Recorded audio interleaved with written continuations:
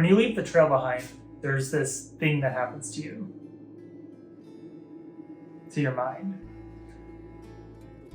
to your sight, to your hearing, to your sense of smell, to your touch, even your taste. When you step off that 2-foot wide corridor of traveled dirt, the world opens up just a crack, and you can peer through it into a real, vast, untracked wilderness, to chart your own course and roam where you want to roam, to a feeling of true adventure. When you leave the trail behind.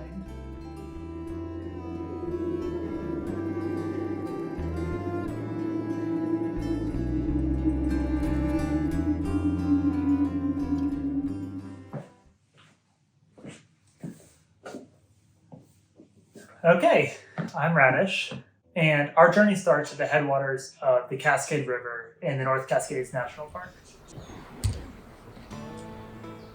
At the road's end, a well-traveled trail switchbacks up, taking us out of the dense rainforest and into the sub-alpine at Cascade Pass. Major peaks started to reveal themselves, and we were struck marveling at the magnificence of the range. The Ptarmigan Traverse is a world-class mountaineering route through the heart of the North Cascades National Park. It's a high route, meaning it consists of mainly off-trail, cross-country travel, staying as high as possible along the crest of the Cascade Mountain Range. The route takes mountaineers across a series of active glaciers, lush meadows, granite boulder fields, and pristine alpine lakes as it wraps around each cirque, repeatedly crossing the divide between the cloudy rainforest on the west side of the crest, typical of the Pacific Northwest, and the drier rain shadow region east of the crest.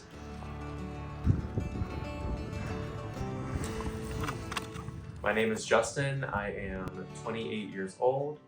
I've been partners with Radish for 7 years now, and we live in Portland, Oregon.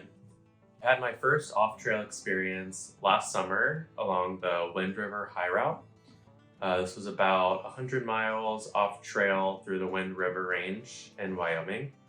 Backpacking with Radish can be fun, but also very stressful because he is always pushing my limits in the backcountry. But let's go back to the beginning. Leaving the trail behind for the next 6 days, we left Cascade Pass, navigating towards our first objective, the Cache Glacier. We had to gain the base of the glacier and climb the belly of it to reach Cache Kool. As we approached the base of the glacier on steep and loose moraine, the shiny blue ice made us wonder if we'd made a mistake leaving our mountaineering boots, crampons, and ice tools at home and opting instead for trail runners, lightweight hiking crampons, and minimalist ice axes.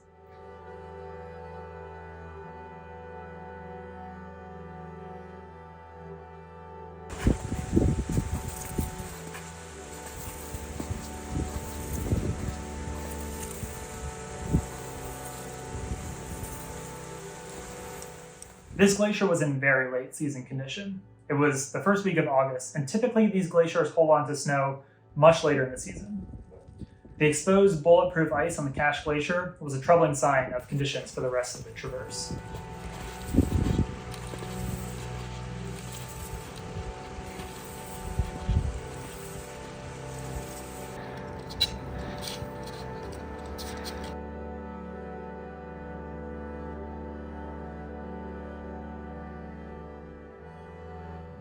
Passing through Cache Kool, we left the national park boundary and crossed into Glacier Peak Wilderness. We were now in for a week of pristine wilderness that few had ever laid eyes on, let alone visited. The easiest way to access any of these peaks or basins is on the Ptarmigan Traverse itself.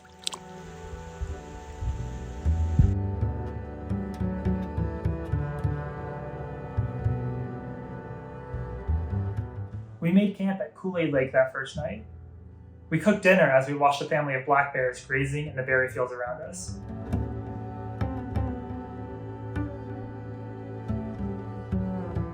Wildfire smoke from up north began to roll in just as the sun set, and we watched the sky light up.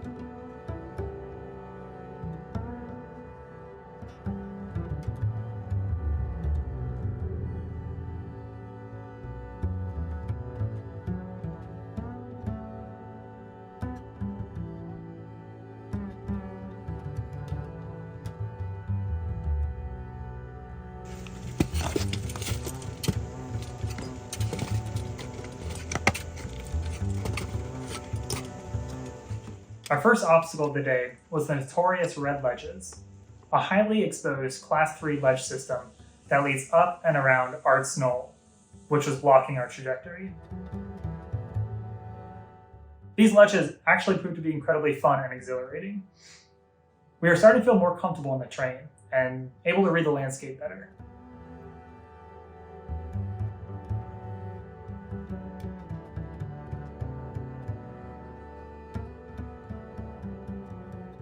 Some of the major differences between backpacking on trail and off trail for me is you have to be able to read your landscape. Off-trail travel really is vastly different from on-trail backpacking in a variety of ways, but first and foremost is navigation. There's three main ways that navigation differs. Number one is the macro navigation, figuring out where you are, what that peak is in front of you, and where that peak is on a map. A lot of the times when you're traveling in the alpine, that part is actually pretty easy.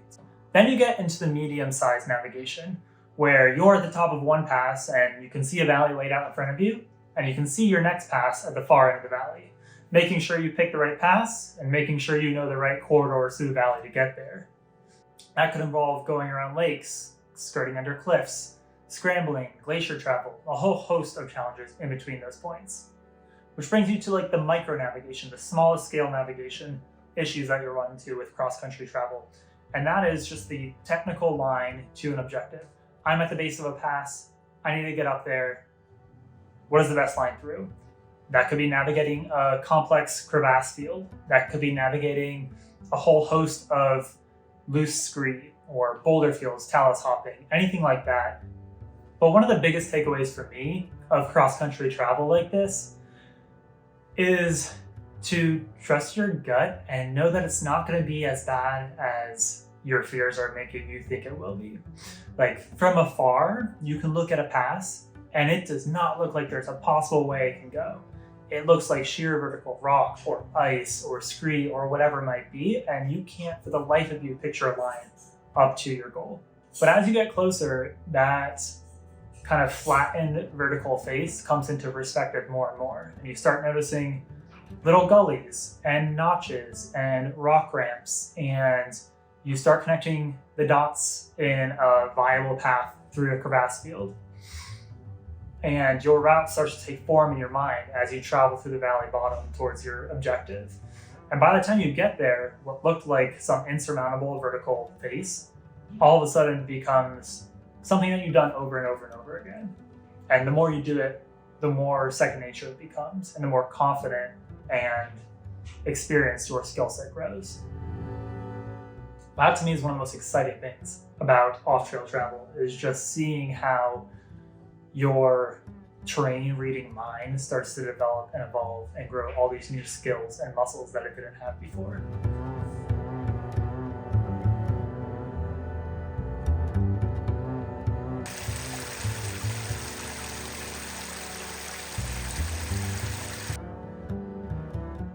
Our main objective for the day was crossing the Middle Cascade Glacier to gain the formidable Spider Kool.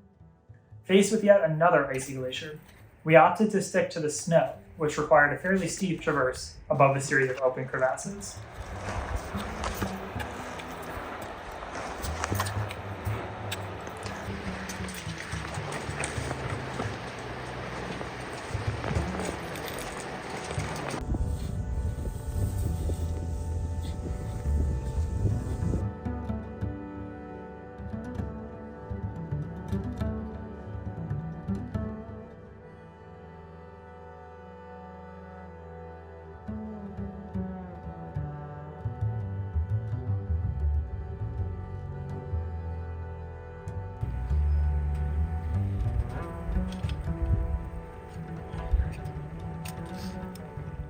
The way down from Spider Formidable Kool funneled us into a steep snow tongue.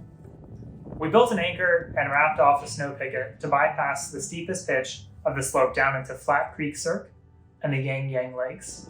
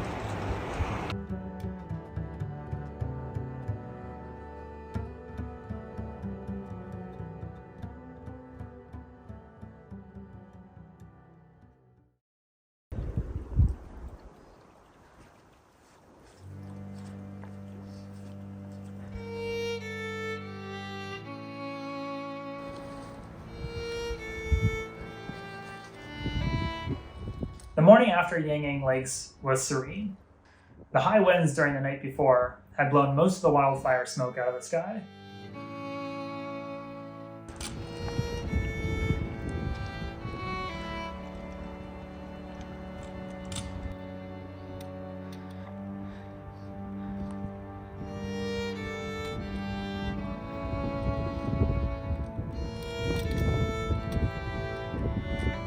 The route took us directly up high above Flat Creek Cirque to stroll along the Cascade crest itself.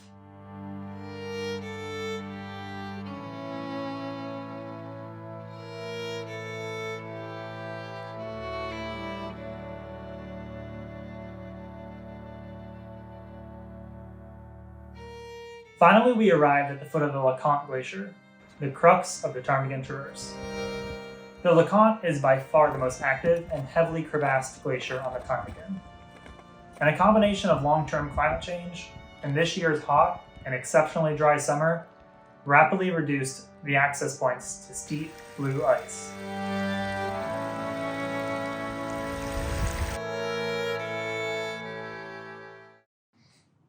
I didn't film much here, and to be quite honest with you, I should not have been climbing the LeConte Glacier in the conditions that I was in with the lightweight gear that I had with me. The climb went straight up 400 vertical feet of ice, with a deadly run up thousands of feet below. We protected the climb with ice screws as best as we could. A refrigerator-sized boulder came whizzing down the ice through a line of ascent. The LeConte Glacier definitely tested our technical skill. It was my first time having to follow Radish after placing ice screws along the glacier. And besides the glacier being very steep and icy, there was also a lot of rock and icefall that was coming down around us. To make matters worse, clouds started to pour in over the gaps of the Cascade crest and swallow up the peaks as a storm built around us. I was extremely uncomfortable with our situation, but going back at this point was more dangerous. The quickest way to safety was up into the storm. At the top of the steep ice, the slope angle mellowed out and we transitioned onto glacier snow. We began navigating around a series of immense crevasses that could swallow an office building each. The clouds came rushing down to meet us, and we were socked into a disorienting snow globe. Thunder crashed all around us. Lightning flashed beneath us. We were on top of the LeConte Glacier, inside of a thunderhead. There's not much I can say for this next bit. We continued to navigate around the cracks, inside of the storm, and eventually reached the pass and crossed off the glacier back onto the west side of the Cascade crest.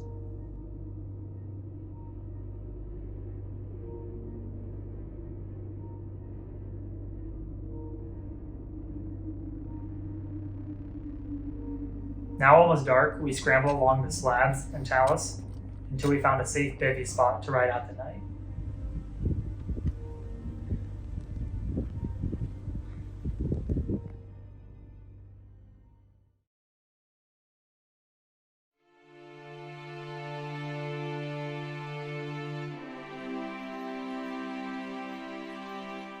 The sun rose and the clouds burned off. The shock and intensity of the previous day lingered.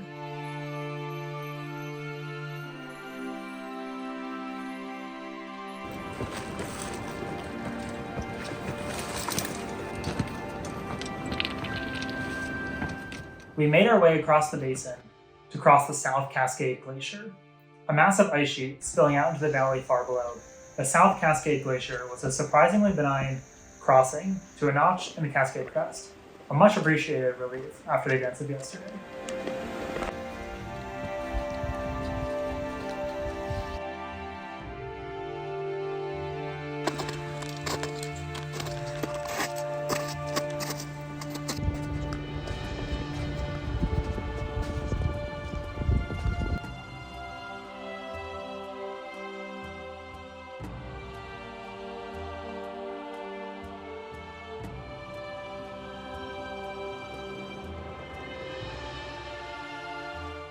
From the pass, we scrambled down Scree and Talus to White Rock Lakes, our intended campsite for the previous night.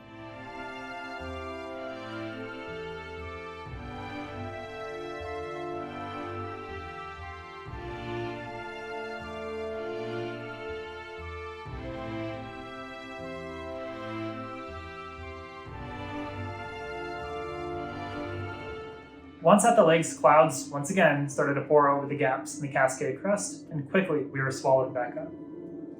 Uncomfortable navigating the upcoming Dana Glacier on a way out, we set up camp to wait out the clouds for the rest of the day.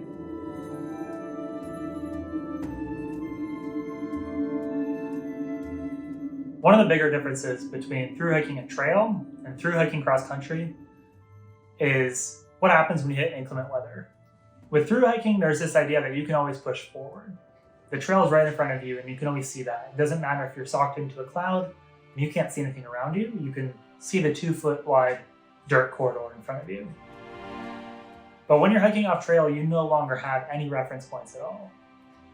And so when you're socked into a whiteout, you lose most of your navigation skills, especially if you're traveling on snow or glacier.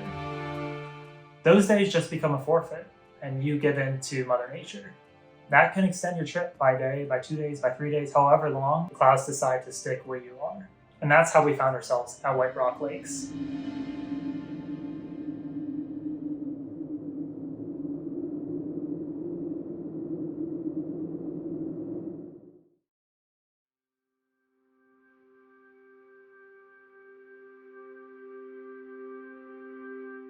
The next morning, blue skies and sunshine greeted us. The best remedy for our current troubles. We quickly packed up and took advantage of the break in weather and traversed across Agnes Creek Cirque to the base of the Dana Glacier.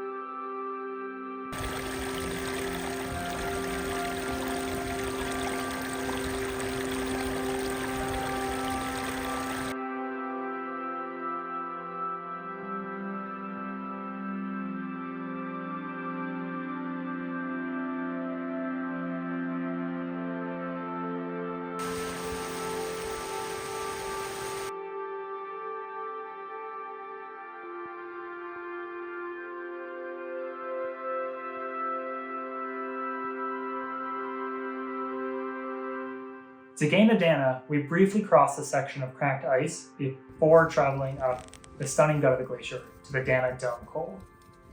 Here, we departed from the standard route and opted for a side trip up the iconic Dome Peak. We reached the Kool and the base of the Dome Glacier. For the first time, the terrain around us changed drastically. In front of us to the south lay green meadow-covered peaks and clear skies, while Glacier Peak towered above. A welcome change in the scene to our north, where we had come from with jagged peaks, abundant glaciers, and a true harsh alpine feeling.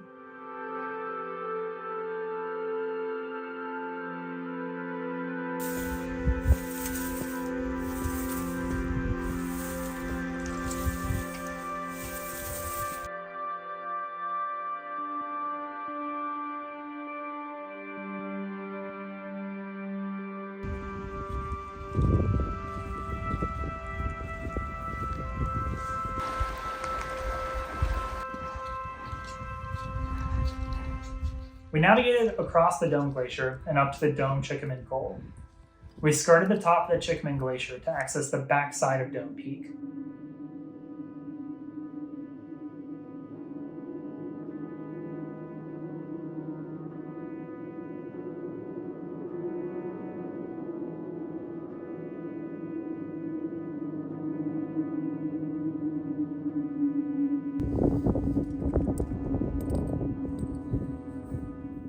One of the best summits in the Cascades, culminating in a beautifully exposed knife edge. It felt like the perfect capstone to our journey through the North Cascades.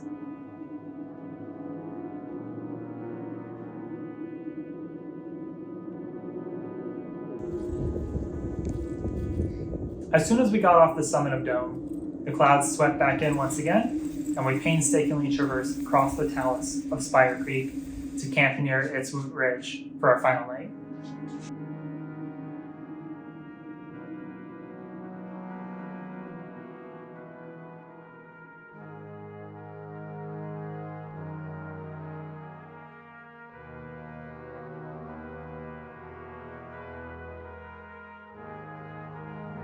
Oh man, our final morning on the Ptarmigan Traverse, and it started just like how pretty much every day on the Traverse went.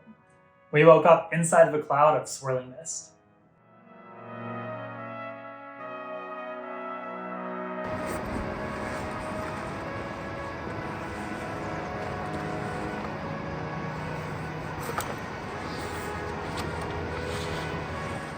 It appeared Washington wouldn't send us off without more of its signature rain. The exit route dropped us from camp down to Cub Lake for one final stroll above treeline.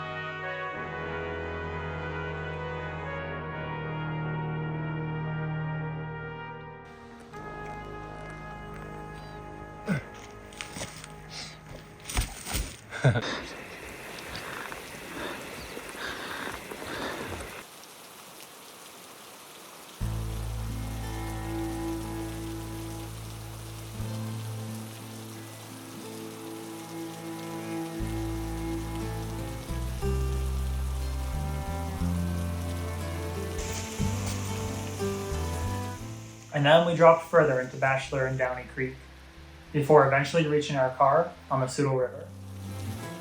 The Ptarmigan bid us farewell with miles of bushwhacking through the jungle in the pouring rain, humbling us to the power of these mountains once again.